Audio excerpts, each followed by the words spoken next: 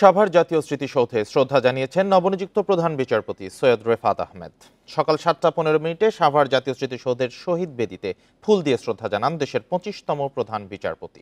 প্রিয় নম্বর সেট করে বিকাশে সেন্ড মানি করুন ফ্রি।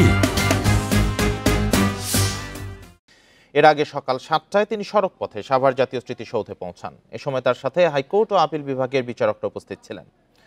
শ্রদ্ধা নিবেদন শেষে জাতীয় স্মৃতিসৌধের পরিদর্শন বইয়ে স্বাক্ষর করেন প্রধান বিচারপতি সৈয়দ রেফাত আহমেদ। এর আগে শনিবার দুপুরে ছাত্র জনতার বিক্ষোভের মুখে পদত্যাগ করেন সাবেক প্রধান বিচারপতি ওবায়দুল হাসান। ওই দিন রাতেই নিয়োগ দেওয়া হয় সৈয়দ রেফাত আহমেদকে। রোববার দুপুর বঙ্গভবনের দরবার হলে তাকে শপথ পাঠ করান রাষ্ট্রপতি মোহাম্মদ শাহাবুদ্দিন।